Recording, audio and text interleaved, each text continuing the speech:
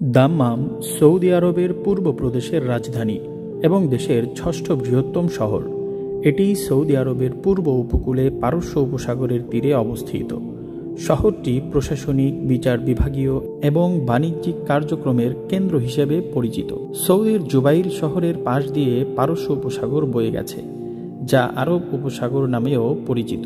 এটি মধ্যপ্রাচ্যের একটি গুরুত্বপূর্ণ জলবিভাগ, যা সৌদি আরব, কুয়েত, বাহরাইন, কাতার, সংযুক্ত আরব আমিরাত, ওমান, ইরান ও ইরাক দ্বারা পরিবেষ্টিত। পারস্য উপসাগর হরমুজ প্রণালীর মাধ্যমে ওমান উপসাগরের সাথে সংযুক্ত এবং এটি ভারত মহাসাগরে প্রবাহিত হয়। এই উপসাগরটি সৌদি আরবের পূর্ব উপকূল বরাবর বিস্তৃত এবং জুবাইল সহ দাম্মাম, খবর, আল জুবাইলের মতো গুরুত্বপূর্ণ শহরগুলোর পাশ দিয়ে বয়ে গেছে। আরব উপসাগরের আয়তন প্রায় 2,51,000 বর্গ কিলোমিটার। এর গড় গভীরতা প্রায় 50 মিটার, সর্বাধিক গভীরতা প্রায় 90 মিটার। এটি তুলনামূলকভাবে অগভীর সাগরগুলোর মধ্যে একটি, তবে এর কৌশলগত গুরুত্ব অনেক বেশি, বিশেষত জ্বালানি সম্পদ ও বাণিজ্য রুটের কারণে। এই সাগরে বেশ কিছু শিকারী মাছ রয়েছে। এর মধ্যে উল্লেখযোগ্য হাঙর, রে মাছ, কিং ম্যাকেরেল এবং এখানে শুটকি মাছের জন্য ব্যবহৃত বিভিন্ন ছোট মাছ পাওয়া যায়। বিভিন্ন প্রজাতির অক্টোপাস, স্কুইড ও চিংড়ি মাছও পাওয়া যায়। কি দেখতে পাচ্ছেন বলেন তো? এগুলো দেখে মনে হচ্ছে না যে রাস্তার পাশ দিয়ে ঘাস লাগিয়ে রেখেছে? ভালো মতন দেখেন, ভালো মতন লক্ষ্য করেন। কি মনে হয় ঘাস? আমি বলছি না, এগুলো ঘাস না। হ্যাঁ, এগুলো চট রাস্তার পাশ দিয়ে এভাবে বিছিয়ে রেখেছে, যদিও দেখতে মনে হচ্ছে চটের মতো। হাঁটতেছি একা একা, আশপাশে অনেক বাঙালি, ইন্ডিয়ান, পাকিস্তানি, আরও বিভিন্ন কান্ট্রির লোকজন দেখছি।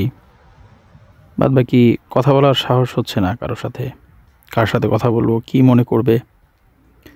হ্যাঁ, একবার মনে হয় যে ডাক দেই, একটু কথা বলি, কিন্তু ভাবলাম যে না থাক, প্রবাসে কে কি মনে করবে, আবার কোনো বিপদ হয় কি না, এর জন্য আর কথা বলার সাহস করলাম না।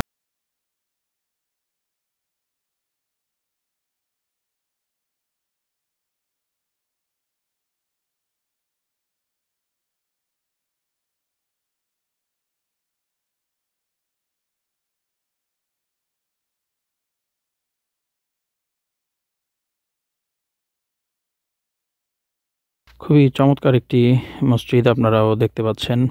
মসজিদের গায়ে লেখা আছে জামিয়া শেখ আবু বকর বিন মোহাম্মদ বিন আহমদ আল বুআইনিন। শেখ আবু বকর বিন মোহাম্মদ বিন আহমদ আল বুআইনিন মসজিদ। প্রতিষ্ঠাকাল লেখা আছে 1439 হিজরি। তাহলে এই হিসেবে 2017-18 খ্রিস্টাব্দে মসজিদটি এখানে হয়তো প্রতিষ্ঠিত হয়েছে। হ্যাঁ, ইতিমধ্যে আসলে আসরের আজান হয়েছে, নামাজ পড়ব।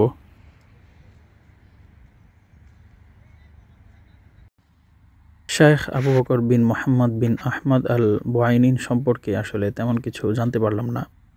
তবে আল বুআইনিন উপাধি এটি উপসাগরীয় অঞ্চলের কিছু পরিবারে প্রচলিত।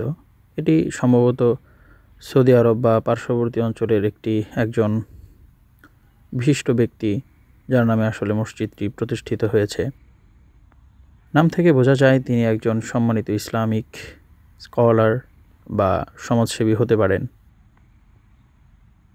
মসজিদের ভেতরের দৃশ্য আপনারা দেখতে পাচ্ছেন। এখানে দেখা যাচ্ছে বুক সেলফের ভেতরে ছোট ছোট বুক সেলফ, কোরআন রেখে দিয়েছে। চমৎকার ডিজাইন, ভেতরের পরিবেশটা একদম নীরব।